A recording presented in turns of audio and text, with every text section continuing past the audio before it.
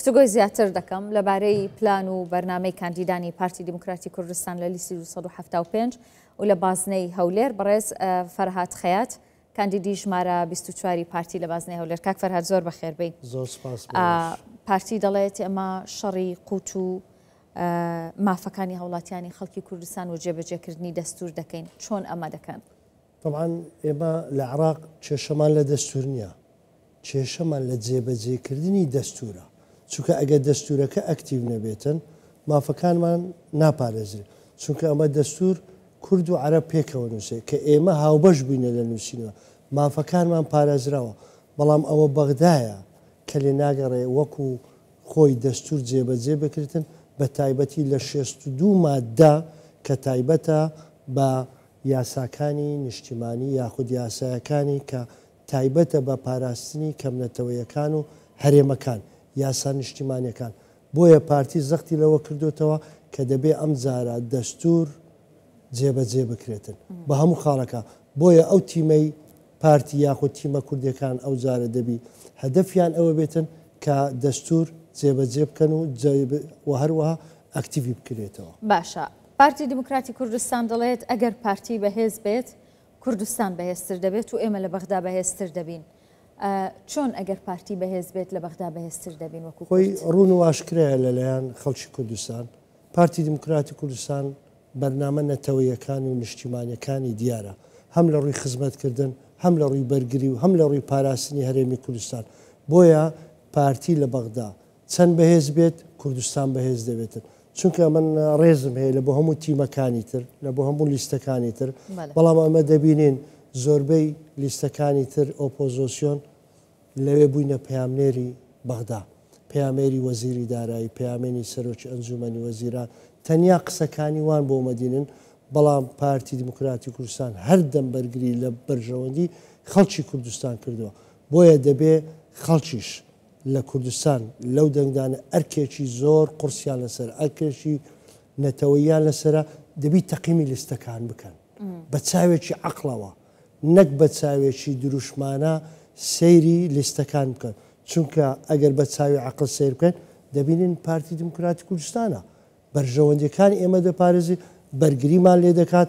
ئەگەر بیهەوێ بە شەڕ دیفاعی کردو ئەوە دیارە لە بەرگری کوردستان، وارەوە لە ڕووی خەدەماتەوە. ئێستا ئەگەر ئەمە سیر بکەین دەبینین عێراق تووشی شۆک بووە، بودجەی بڕیا، موچەمان پێنادا، بەڵام ڕۆژانە دەبین سەرۆکی حکوومەتی هەرێمی کوردستان بە پرۆژە وەڵامی ناحەزەکانی ناوخۆ و دەرەوە دەدات کە ئەوە بوویتە شۆک لە بۆ حکوومەتی هەرێمی کوردستان بوو بۆ حکوومەتی عێراق. کاک فەرهاد جەنابەت لە بازنەی هەولێریت و بەڕاستی ینی هەولێر ئەوەندەی پرۆژە بۆ کراوە، ئەوەندە بەرە و پێشچوونی بەخۆی و بینیوە و بەردەوامی شەوەک خۆت گوتت کە بە بەردەوامی هەموو ڕۆژ پرۆژەیەکی نوێ بینی، نەگەر هەفتەیەک لە هەولێر بڕۆمە دەرەوە و بێمەوە نایناسمەوەندە شتی نوێیەکرێت. چاوەڕێکن لەو 15 کورسی کە بۆ گشت لایەنەکانە جگە لە کورسی کۆتاکە پارتی چەند کورسی بەدەستبێنێ؟ من بە قەنەعاتی خۆم چونکە ئەم جارە خەڵکی هەولێر زۆر بە پەرۆشەوە بە جۆش خڕۆشەوە دەرژێنە سەر سندوقەکانی دەنگدان، لەبەرەوەی هەولێر بەڕاستی هیچی نەمایە لە بۆی نەکرێت.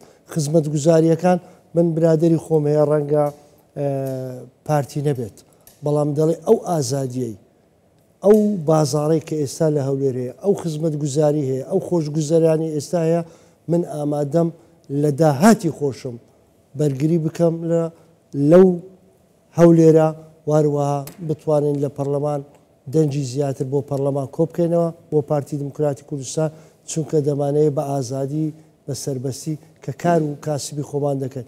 بۆیە خەڵک بە پەرۆشەوە دەچێت. من لەو قەناعەتەدامە پارتی 9 کورسی تا 10 کورسی بەدەست بێنێتن لەو هەڵبژاردنە. ئێوە زیاتر لە ناو خەڵکن بە تایبەت ئەم ماوەیە هەست بەوە دەکەن کە خەڵک بەو پێشکەوتنەی لە هەولێر و لە کوردستانی بینن بۆ چوونیان گۆڕاوە گەر پێشتر دەنگیان دابێ بەلایەنێکی ترەم جارە متمانە بە پارتی. بەڵێ زۆری شەیە، من هەر بەخۆم ئاگدارم لە بازنەی هەولێر چەندین لایەنی تر هەیە کە حزبی خۆی ئەوە کردێ، بەڵام ئێستا دەبینێتن کە حزبەکەی خۆی ناو ئازادیی تێدەیە، ناو خزمەت گوزاریی تێدەیە. بۆیە معجبی کارەکانی حکوومەتی هەرێمی کوردستانە بە تایبەتی لە شاری هەولێر و شاری دوهۆکەوە. بۆیە دەڵێ ئەم جارەی دەنگ بە پارتی دەدەم بۆ ئەوەی ئاوەدانی بە پێش بێ، خزمەت گوزاری زیاتر بێ، زیاتر کوردستان بەرەو پێشچن لایەنەکانی تر من زۆر دەڵێم ئەو پۆزۆسیۆنەکانی خۆشمان ئەو جارێ دەنجیان بۆ پارتی دەبێتن ڕاستە هەولێر ڕەنگە خەڵکە گلەیی هەبیتن ڕەخنەی هەبیتن بەڵام من لەو قەناعەتەدام ئەو جارێ حکوومەتی هەرێمی کوردستان کە ئەو بایەخەی بەناو هەولێر و شوێنەکانی ترە ڕەنگە گونشینەکان وەکو پێویست خزمەت گوزاریان نەگەیشت بێت بەڵام ئەوە بەڵێنی جەنابی سەرۆک بە واروە سەرۆکی حکوومەتە کە ئەم جارە ئەوانەش هیچ جیاوازێک لە نێوانیان ناکرێتن خزمەت گوزاری زیاتریان دەگاتێ بۆ ئەوەیەوانش هاوشان و هاوتەریب لەگەڵ سنتەرەکانی شارەکان بەرەو پێش بچن. باشە کاک فەرهاد لە ماوەی ڕابردوو بینیمان کە لە کاتی پەرتەوازەی کورد لە بەغدا ئەوان دەتوانن دوژمنێکی بەهێز بن بەرامبەر بە هەرێمی کوردستان یاخود زیاتر بەهێز بن لەوەی کە مافەکانی خەڵکی کوردستان نەدەن. پارتی چی دەکات بۆ یەکڕیزی کورد لە بەغدا بۆەوەی جارێکی دیکە ئەو پەرتەوازەیە دروست نەبێتەوە؟ طبعاً پارتی دموکراتی کوردستان لە هەموو هەڵبژاردنەکان هەر لە سەرەتاوە ویستویەتی وەکو براگەورەیەک لەگەڵ هەموو تیمەکان بەیەک لست دەبێت. ڕاستە با ئێمە لێرە بیرۆڕامان جیاوازبی لێرە کێشەمانە بێت بەڵام دەبێت لە بەغدا هەمومان یەکدەنگ بین کۆدەنگ بین بۆ ئەوی بتوانین ئەگەر ئێمە بۆ وەکو نوێنەری خەڵکی کوردستان دەنجیان بەلایەنەکانی تریشداوە بۆ ئەوەی خزمەتی کوردستان بکەن بۆ ئەوەی خزمەتی کۆمەڵگا بکەن ئەوان دەنگتان پێنادەن بچن لەوێ ململانێ بکەن یاخود ببنە تەڕەفێکی تر زدی کوردستان. بۆیە ئەمن دەڵێم ئەو جارێ دەنجی ئۆپۆزۆسیۆن و ئەحزابەکانی دیکەم دەکات لەبەرەوەی تەجروبەکران ئەوان تەنیا چون لە بۆ بەرژەوەندی خۆیان و بەرژەوەندی تەشی حزبایەتی ململانەی کوردستانیاکە. بۆیە ئەم جارە پارتی دموکراتی کوردستان من لەو قەناعەتەداما ئەگەر تیمێکی زۆر بەهێزمان هەبیتن لەوێ لەگەڵ ئەوانە وەکو تیمێکی کورد لەوێ پێکەوە کار بکەین ئەوەش بڕیاری جەنابی سەرۆکە کە ئەم جارە ئێمە دەبێت بێک چاوسەیری عراقیش بکەین چکە ئێمە عراقێکی دموکراسی فدرالیمان دەوێت عراقێکمان دەوێت کە ئەوە بەرنامەی پارتیە کە هاوبەشی و هاوسەنجی و سازان واتە دەسەڵات بۆ خزمەتیش بۆ هاوبەشیش بۆ سازانی نیشتیمانی کە ئێمە باسی سازانی نیشتیمانیکەن دەگەڵ عراق بەڵام پێشوەختەش لەگەڵ هەموو تیمەکانی کوردی ئێمە دەمانەوێت سازانی نیشتیمان. باشە کاک فەرهاد جەنابەت پێشتر سەرۆکی یانی شەقڵاوە بووی دەمەوێت بپرسم کە لە بواری وەرزش چ پلانێکتان هەیە دەتانەوێت چۆن خزمەتی وەرزش بکەن لارێ من